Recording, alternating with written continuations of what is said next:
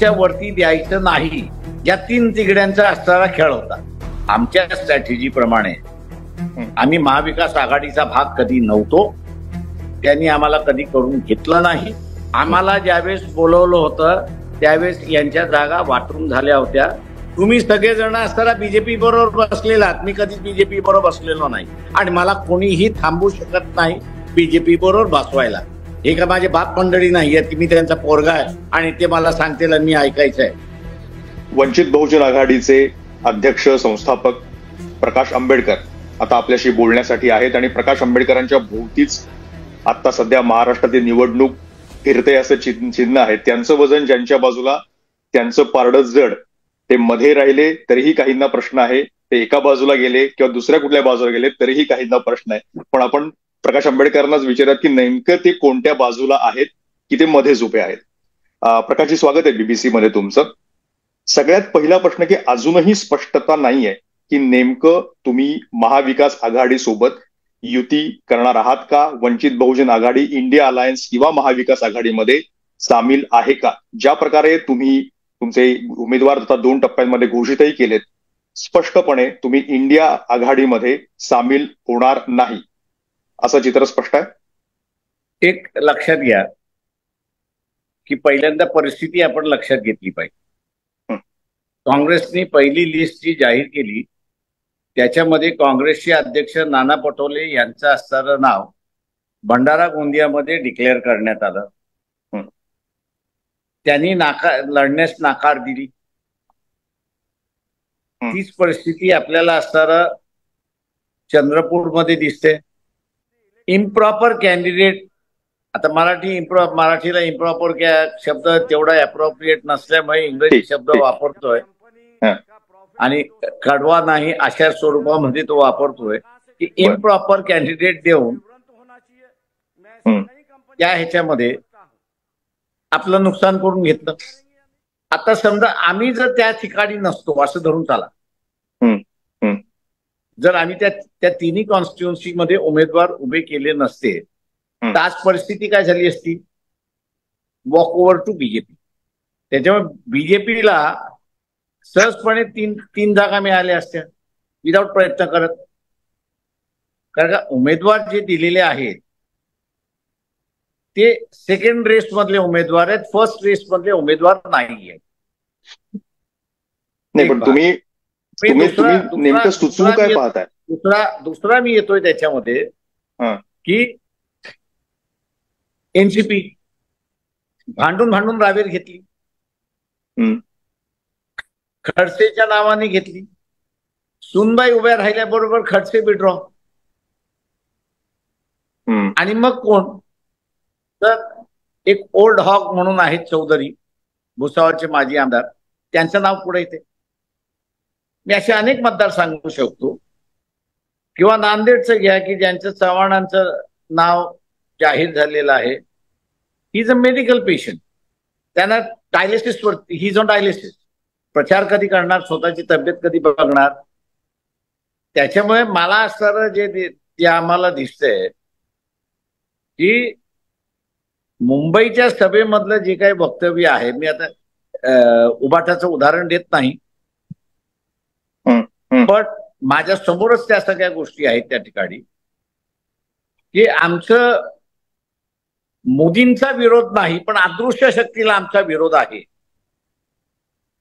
हे ज्यावेळेस परिस्थिती आमच्या लक्षात येते त्यावेळेस कुठेतरी आम्हाला असणारा मोदी विरोधी रोल किंवा भारतीय जनता पक्ष RSSचा रोल याला स्टॉप घालण्यासाठी आम्हाला आमची रणनीती उभी करावी लागते.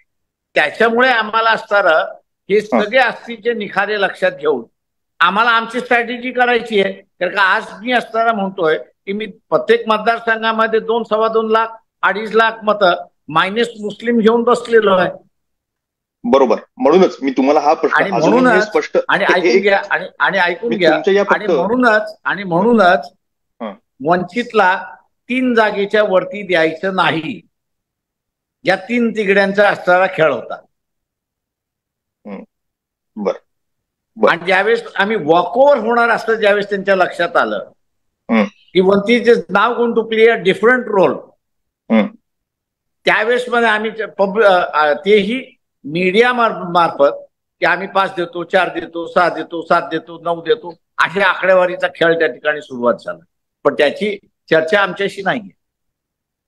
त्याच्यामुळे कुठेतरी behind their back Modi operate होतोय त्यांच्या मनामध्ये, फिजिकली नाही. मी फक्त हे जे तुम्ही आता काँग्रेसची नावं असतील, राष्ट्रवादीची नावं असतील, नेमक्या तुम्हाला किती जागा दिसतील या मुद्द्यांकडे येतो. पण त्याही अगोदर मी परत विचारतो की तुम्हाला तुमची स्ट्रॅटेजी करायला भाग होतं असं तुम्ही म्हणालात. मला प्रश्न हाच विचारायचा आहे की ही केवळ अजूनही स्ट्रॅटेजी आहे की तुमचा अंतिम निर्णय झालेला आहे महाविकास आघाडीमध्ये जायचं नाही? आता असणारं जे आहे, एक सांगतो की आम्ही असणारं आता आमच्या स्ट्रॅटेजी प्रमाणे आम्ही महाविकास आघाडीचा भाग कधी नव्हतो, त्यांनी आम्हाला कधी करून घेतलं नाही. इंडियामध्ये जाण्याचं आम्ही असणारं पत्र लिहिलं, त्या इंडियाच्या घेण्यामध्ये सुद्धा आम्हाला असणारा विरोध होता. प्रकाशजी, तरी सुद्धा म्हणजे मी आदराने पुन्हा एकदा हा प्रश्न स्पष्ट होण्यासाठी विचारतो आहे. कोणाला हवं होतं नको होतं हा वेगळा बाजूला, पण काल किंवा परवाच्या तुमच्या बोलण्यामध्ये आलं की दारं अजूनही उघडी आहेत, बंद झाली नाहीत. महाविकास आघाडीचे पण नेते म्हणतात की आमची चर्चा अजूनही सुरू आहे, तुम्ही यावं असं म्हणतात. मला इतकंच विचारायचंय, मग कधी असंही वक्तव्य आलं की 2 तारखेला आम्ही आमचा निर्णय जो आहे तो स्पष्ट करू. अंतिम निर्णय तुमचा स्वतःचा अंतिम निर्णय झालाय का की आता तुम्ही महाविकास आघाडीत नसाल? अजूनही तुम्ही आडेवेडे दिसताय, स्पष्ट आहे. आम्ही महाविकास आघाडीमध्ये नव्हतो, त्यांनी आम्हाला घेतलेलं नाही. त्याच्यामुळे असणारा त्यांच्याबरोबर असणं नसता हा प्रश्न उपस्थित राहत नाही. हरकत नाही. आम्ही असणारा स्वतंत्र आहोत आणि आम्ही स्वतंत्र भूमिका त्या ठिकाणी घेणार आहोत. त्याच्यामुळे असणारा आपला प्रश्न हा निरंतर काय असं मी त्या ठिकाणी मानतोय. याचं कारण की त्यांनी आम्हाला कधीच भाग घेतलेला नाही. मी हे मान्य करतो, पार्ट ऑफ महाविकास आघाडी. तुमचं हे म्हणणं मान्य करतो की तुम्ही महाविकास आघाडीचा भाग नव्हतात. पण मी आता विचारतोय भविष्यातलं, मागचं नाही पुढचं विचारतो आहे की आता यापुढे तुमच्या बाजूनी महाविकास आघाडीसाठीची दारं ही पूर्णपणे बंद झाली आहेत का? तुम्ही त्यांच्यासोबत युती करणार नाही? माझं म्हणणं असं आहे की कधी आम्ही त्याचं नव्हतो तर त्याची चर्चाच कशाला करा. नाही, कारण आम्हाला जी भूमिका घ्यायची आहे ती भूमिका आम्ही असताना घेतो. नाही, मी याचं कारण सांगतो प्रकाशजी, कारण तुम्ही तुमच्या अगोदर आपल्या पक्षाचे प्रतिनिधी, त्यानंतर तुम्ही स्वतःही उद्धव ठाकरे, शरद पवार यांच्यासोबत बैठकीला गेला, चर्चा झाली, एकच बैठक घेतली आणि त्याच्यामध्ये त्यांनी 3 जागा ऑफर केल्या, 1 अकोला, 2 वेगळ्या, त्याची मी नावं सांगत नाहीये. त्याच्यानंतर आम्ही म्हटलं आपलं इथं काही जमणार नाही असं दिसतंय. यांचं सगळ्यांचं जे झालेलं दिसतंय ते कुठल्याही परिस्थितीमध्ये वंचितला फेस व्हॅल्यू किंवा ज्या पद्धतीने आम्ही असं टीका करतोय आणि बीजेपीला अंगावरती घेतोय, आपल्याला परवडणार नाही. आणि कदाचित आपल्या पुन्हा अधिक फायली ओपन होत जातील, त्याच्यापेक्षा ह्यांना असताना लांब ठेवा, हे तिथे आम्हाला जाणवलं. आणि म्हणून आम्ही असताना तिथला ते आम्हाला भाग करायला घेत नव्हते. पहिल्याच इन्सिडेंटमध्ये यांना जागा नाही, आम्ही यांना घेऊ शकत नाही, आम्ही त्यांच्याशी शेअर करू शकत नाही. आणि आज ज्यावेळेस म्हणूनच मी विचारतो आहे, म्हणजे मला असं वाटतं की हे स्पष्ट तुम्ही हा निर्णय तुमचा अंतिम झाला. मी परत ते विचारतोय कारण ती स्पष्टता येत नाही म्हणून की आमच्या तुम्ही आता ज्याचा आम्ही भाग नाही त्याच्याबद्दल स्पष्टता होण्याची काय गरज आहे? ज्याचा आम्ही भाग असतो तर आम्ही बाहेर पडलो की आतमध्ये राहिलो, हा भाग होता. पण मग स्पष्ट आम्ही यापुढे भविष्यातही महाविकास आघाडी किंवा इंडिया अलायन्स यांचा भाग होणार नाही असं तुम्ही स्पष्टपणे सांगितलं नाही. राजकारणामध्ये असं परमनन्सी की आम्ही यांच्याबरोबर बसणारच नाही, यांच्याबरोबर ऍडजस्ट करणारच नाही, असा निर्णय कधीही नसतो. त्याच्यामुळे असणारा परिस्थिती अनुसार डिसिजन्स घेतल्या जातात. आत्ताच्या परिस्थिती अनुसार आम्ही आमचे असणारे डिसिजन्स घेतलेले. याचा अर्थ असाही होतो की परिस्थितीनुसार निर्णय होत असेल तर भविष्यात उद्या परवा किंवा निवडणूक होईपर्यंत जर परिस्थिती निर्माण झाली तर तुम्ही त्यांच्यासोबत यापूर्वी बोलणी झालेली आहेत, तर युती होऊ शकते, दारं खुली आहेत, शक्यता आहे, असाही त्याचा अर्थ होऊ शकतो. मी तुम्हाला दुसरंही ऑप्शन त्या ठिकाणी सांगतो की जे मी असताना RSS बीजेपीला दिलेलं आहे, आणि ते म्हणजे की आजचे असणारे पुजारी हे सगळे जातीचे आहेत. ज्या ओबीसीला आमच्या बरोबर आहेत, मी सर्व ओबीसी म्हणत नाही, पण जे आमच्या बरोबर ओबीसी आहेत त्या सगळ्यांची असणारी एक खंत आहे, आणि ती म्हणजे की आमच्या समाजाचा पुजारी याला मान आमच्याच समाजामध्ये असतो, शेजारच्या बाजूच्या इतर समाजामध्ये त्याला मान नसतो. तेव्हा आपल्याला या ठिकाणी काही करता येईल का, आणि म्हणून आम्ही असणारा एक फॉर्म्युला तिथे मांडला, परिस्थिती मांडली, ती म्हणजे जातीवरती आधारित ही जी पुजारी सिस्टम आहे ही कायद्याने बॅन करायची. त्याच्यामुळे माझे ऑप्शन्स असणारे फक्त हे नाही आहेत. त्याच्यामुळे असणारा जे काँग्रेस, एनसीपी, इतर पक्ष यांना संधी होती इक्वलायझेशन ऑफ प्रीस्टहूड, ते करू शकले नाहीयेत. भारतीय जनता पक्ष म्हणते आम्ही तुमच्याबरोबर यायला तयार आहोत, माझी ही कंडिशन आहे, तुम्ही मान्य करा, I am ready to shake hands. नाही, पण असं का, म्हणजे तुम्ही कोल्हापूरमध्ये काँग्रेसला पाठिंबा दिला, तुम्ही नागपूरमध्ये दिलात, आणखी 5 जागांमध्ये, एकूण 7 जागांमध्ये देतोय असं म्हणता. शिवाय म्हणतात तुम्ही आता असं म्हणालात की शिवसेना असेल किंवा राष्ट्रवादी असेल त्यांच्याबद्दल पण काही भूमिका घेतली तर ती आम्ही घेऊ. म्हणजे मग हे सगळं जर चालू असेल तर स्पष्टपणे त्यांच्यासोबत जाण्यात किंवा आता त्यांच्यासोबत अजिबात नाही, त्यांच्यासोबत त्याच्यामध्ये सगळ्यात सांगतो, सगळ्यात मोठी अडचण आणि जी तुमच्या सगळ्या मीडियाच्या डोक्यामध्ये सुद्धा आहे, आणि ती म्हणजे की वंचित समूह जो आहे हा स्वतःच काही क्रिएट करायला लागला की त्याला अटॅची पाहिजे. तो इंडिपेंडेंटली काही करू शकत नाही, तो उभाच राहू शकत नाही, त्याला कुबड्याच पाहिजे. हे जे डोक्यामध्ये बसलेलं आहे, हे मीडियाच्या डोक्यामध्ये बसलेलं आहे. जे राजकीय पक्ष आहेत, मग ते काँग्रेस असेल, एनसीपी असेल किंवा उबाटा सेना असेल, हे सगळे पक्ष जे आहेत हे इथल्या प्रस्थापित राज्यसत्तेचे प्रतिनिधी आहेत, आणि हे प्रत्येक राज्यसभेचे म्हणजे प्रस्थापित राज्यसत्तेचे प्रतिनिधी असल्यामुळे त्यांना वंचित म्हणजे आपला बांध फुटतोय का आणि सत्तेमध्ये वंचितांना घुसवल्या जाते का, आणि त्याच्या मार्फत जर घुसले तर आपली सत्ता जी एक हत्ती सत्ता आहे ती एक हत्ती सत्ता राहणार नाही. आणि म्हणून आज आपण बघत असाल की त्यांची भाषा बदलली. पूर्वी 3 जागा, आम्ही जसं वॉकआउट करायला लागलो तशा जागा वाढायला लागल्या. मागच्या ह्याच्यामध्ये सुद्धा आम्ही त्यांना म्हणालो की 12 जागा तुम्ही असताना लगातार 5 वर्ष तुम्ही हारत आलेला आहात, त्याच्यापैकी तुम्हाला जेवढ्या द्यायच्या तेवढा आम्हाला द्या. जिंकलेल्या जागा मागितल्या असत्या तर मी समजू शकलो असतो की आम्ही युती तोडायला निघालेलो. पण ज्या ठिकाणी तुम्ही 5 वेळा सातत्याने हारलेले आहेत 12 जागा, 5 लोकसभेच्या निवडणुका सातत्याने तुम्ही हारलेला, आणि 6व्यांदा सुद्धा तुम्ही हारलेला, त्यातल्या जागा तुम्ही ज्यावेळेस शेअर करू शकत नाही त्यावेळेस मेंटॅलिटी बाहेर पडते. आणि ती मेंटॅलिटी ही आहे की वंचितांना सत्तेमध्ये घुसू द्यायचं नाही. त्या बाजूनी म्हणजे बऱ्याचदा महाविकास आघाडीच्या बाजूनी जे तुमच्यासोबत बैठकीला बसत होते, कधी 3 कधी 4 अशा जागांचा आकडा येत राहिला. हा प्रश्न हे नेमकं कधीही कळलं नाही की तुम्ही नेमक्या किती जागा मागितल्या होतात, तुमचा आकडा काय होता, त्याचेही वेगळे वेगळे आकडे येत राहिले.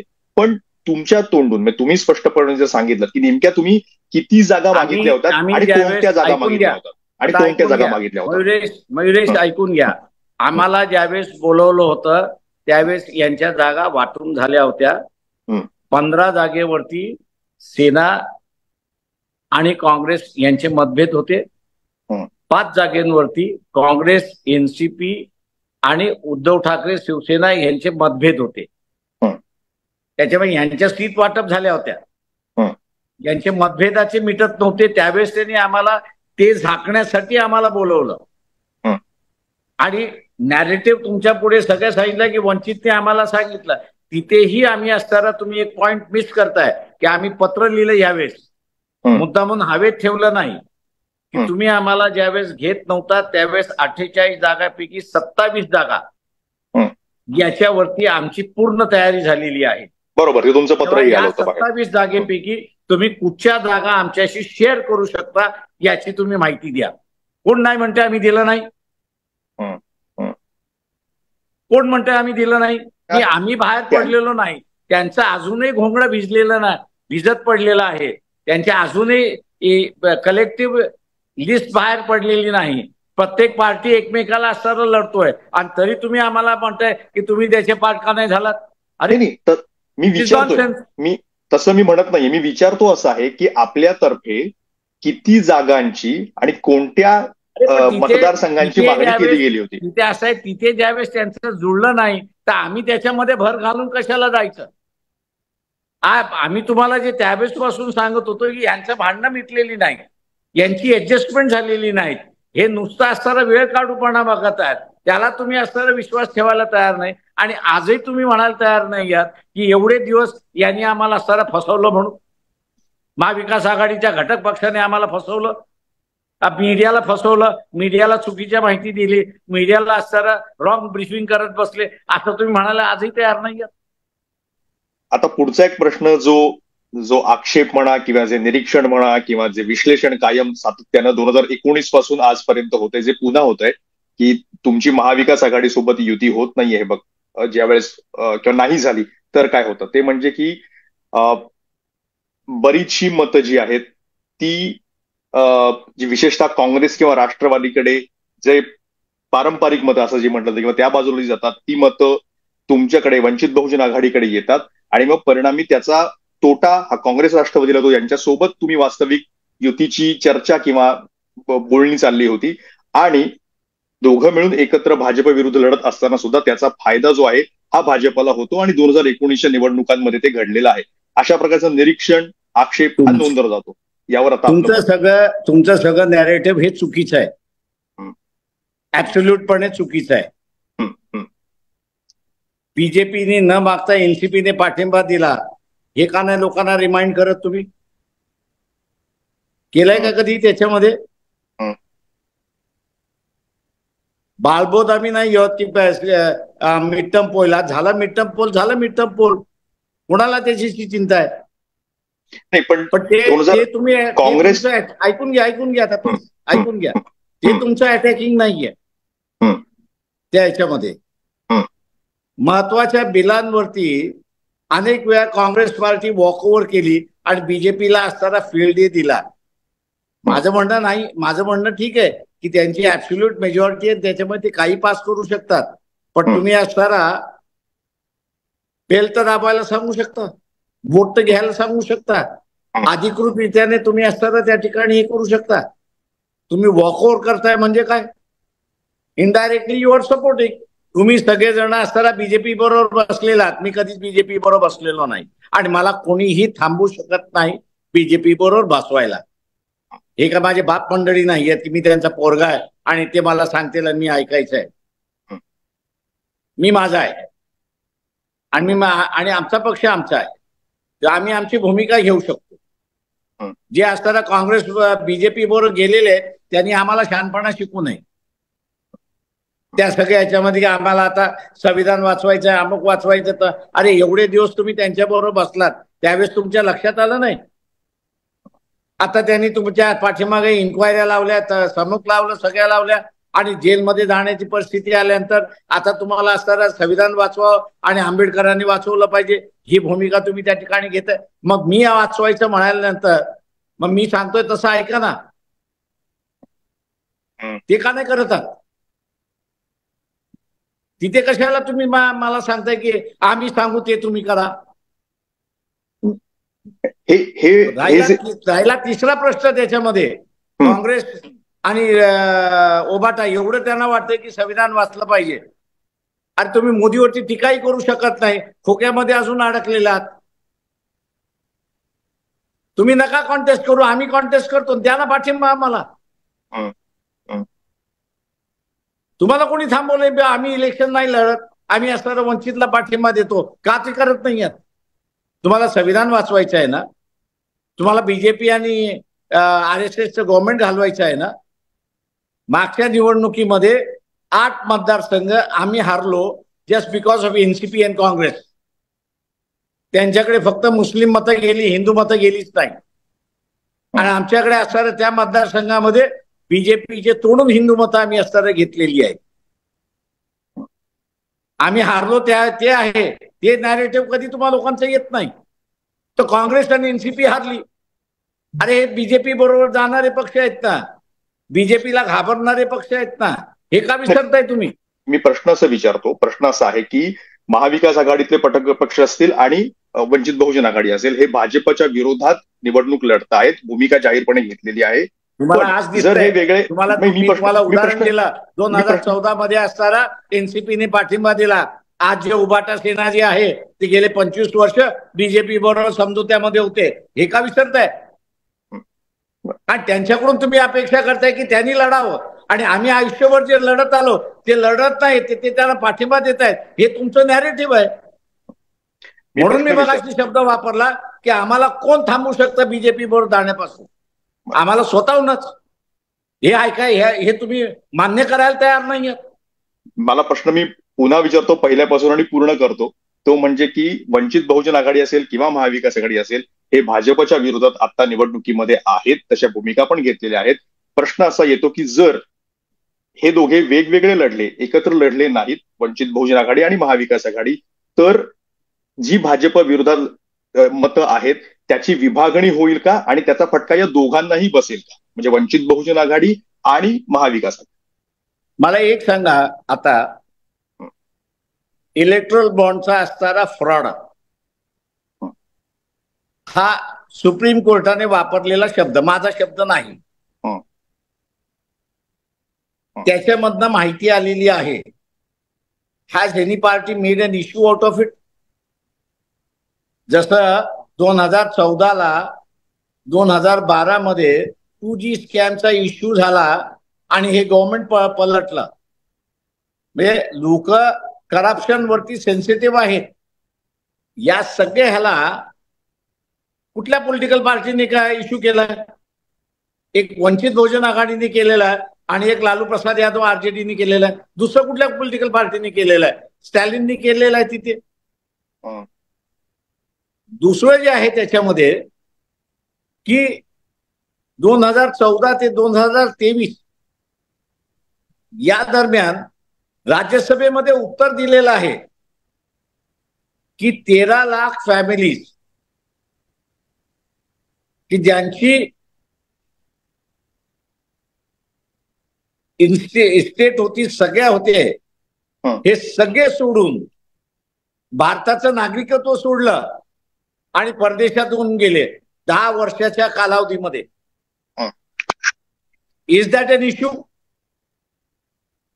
हा सेन्सिटिव्ह इश्यू नाहीये की एका बाजूला हे सरकार म्हणतंय की आम्ही असणारा हिंदूंचे प्रतिनिधी करतोय, आम्ही मुसलमानाच्या विरोधात आहोत, आम्ही ख्रिश्चनांच्या विरोधात आहोत, पण यांच्या 10 वर्षाच्या कालावधीमध्ये नागरिकत्व सोडणाऱ्यांची संख्या कोणाची आहे? तर हिंदूची आहे. आणि राज्यसभेमध्ये त्यांनी ऍडमिट केलंय की 16 लाख सोडून गेलेले आहेत 2014 ते 2023.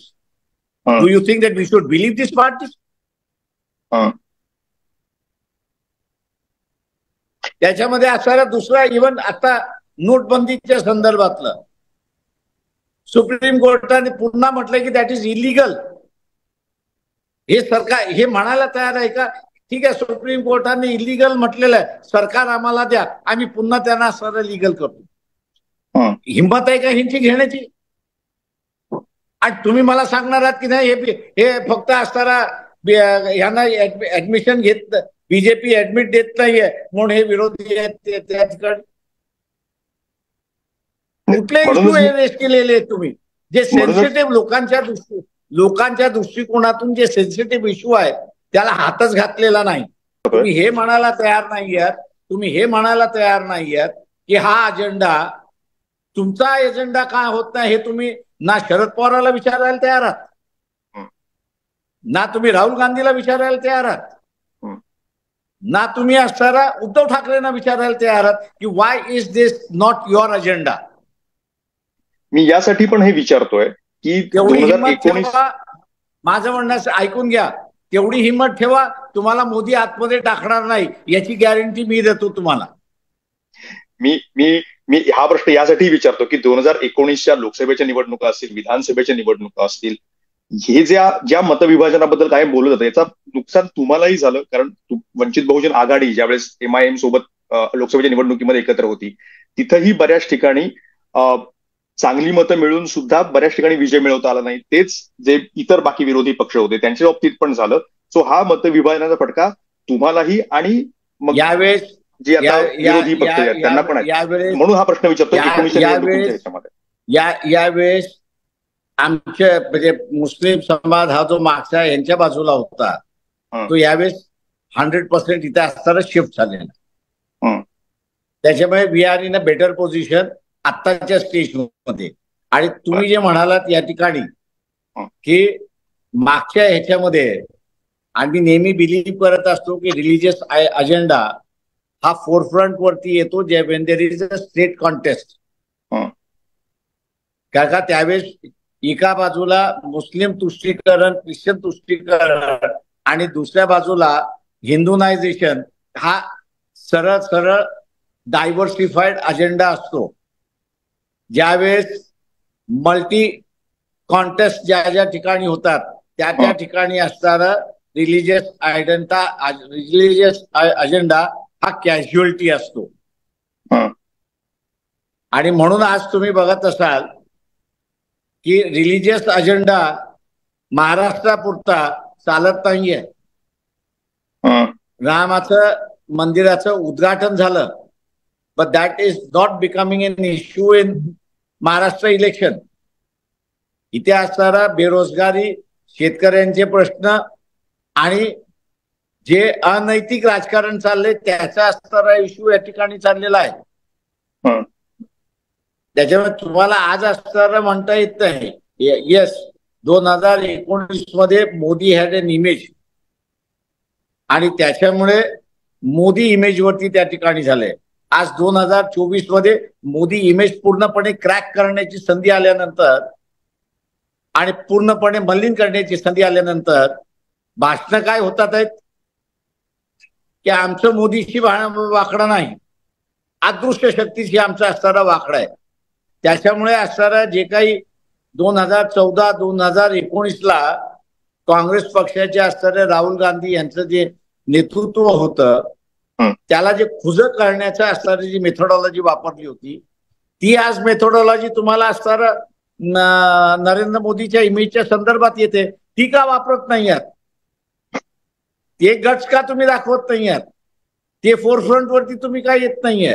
तुम्ही परवा अकोल्यात पत्रकार परिषद घेण्या अगोदर आदल्या दिवशी जाऊन मनोज जरांगेंना भेटून आला होता आणि तुमची सामाजिक युती आहे असं म्हटलं होतं आणि नंतर एकत्र पण लढता येईल का असं अशा पद्धतीची तुम्ही मांडणी केली होती. जरांगेंनी काल त्यांची भूमिका स्पष्ट केली. अगोदर ते अपक्ष उमेदवार उभे करू असं म्हणत होते पण आता त्यांनी राजकारणातनं किंवा निवडणुकीतनं पूर्णपणे अंग बाजूला काढून घेतले, अशी भूमिका घेतलेली आहे. ते लढवणार नाहीये. तुम्ही एका प्रकारची युती त्यांच्यासोबत करू पाहत होतात. आता त्यांच्या या निर्णयाकडे कसं बघता आणि वंचितला याचा फायदा तोटा काय होईल? एक संघटना म्हणून त्यांनी घेतलेला निर्णय आणि किंवा त्यांनी आमच्या बैठकीमधला असणारा जो होता की सकल मराठा समाजातल्या जिल्हाभर ज्या कमिटी आहेत त्या कमिट्यांचं आम्ही निर्णय मागवलेला आहे. एक माणूस त्यांचा 30 तारखेला येईल. निर्णय मेजॉरिटीच्या बाजूने जो असेल तो आम्ही स्वीकारू. तिथे असताना दिसतंय की दंगली झाल्या, मारामाऱ्या झाल्या उमेदवारीच्या याच्यावरनं त्या बैठकांमध्ये आणि म्हणून त्यांचा निर्णय असा झाला की आपण असं या निवडणुकीमध्ये भाग घ्यायचा नाही. त्यांनी विधानसभेची एक चाचपणी तिथे असताना मांडलेली. माझं म्हणणं असं आहे की त्यांच्या झालेल्या निर्णयाचं आपण मान्यता दिली पाहिजे त्या सगळ्या याच्यामध्ये. पण आम्हाला जे परिस्थिती तिथे दिसते ती म्हणजे जरांगे पाटील यांच्या पाठीमागचा असणारा जो मास आहे त्याच्यापैकी 50% हा आमच्या बरोबर येईल असं आम्हाला त्या ठिकाणी दिसतंय. मराठा समाजामधला जो आरक्षणवादी वर्ग आहे आणि नॉन आरक्षणवादी वर्ग आहे, हे दोन गट आहेत तिथे. जो आरक्षणवादी जो आहे तो आमच्या बरोबर येईल असा आमचा फीडबॅक आहे. जे मागच्या लोकसभा निवडणुकीत तुमचे साथीदार होते MIM, त्यांनी सुद्धा पुन्हा एकदा तुमच्यासोबत युती होऊ शकते का, अशा प्रकारचा प्रश्न जो आहे, प्रस्ताव जो आहे तो विचारलेला आहे. काय अजूनही असं होऊ शकतं? नाही, आम्ही असं टोटल रूल आउट केलेलं आहे. याचं कारण असं आहे की औरंगाबाद सीट काढत असताना हिंदू समाजामधला ओबीसी जो फॅक्टर जो होता, हबप जो होता, त्यांनी ज्या पद्धतीने आम्हाला सर मदत केली त्या सगळ्या ह्याच्यामध्ये, त्यांची एक्सपेक्टेशन एवढंच होतं की हे जर घडलं तर आपल्याला विधानसभेमध्ये जे ओबीसीला रिप्रेझेंटेशन नाही पॉलिटिकल पार्टीच्या माध्यमातून ते आपल्याला मिळायला सुरुवात होईल, ही त्याची आशा जी होती. त्या आशेवरती MIM ने 100 जागा आम्हाला पाहिजेत ही मागणी करून पाणी पाडलं, अशी असणारी परिस्थिती आहे. आता ज्यांनी ओबीसीच्या आशेवरती पाणी पाडलंय त्याला असताना आम्ही त्याच्याबरोबर पुन्हा जावं असं ओबीसीचं ओपिनियन नाही आणि म्हणून आम्ही असताना त्यांच्याबरोबर बसणार नाही.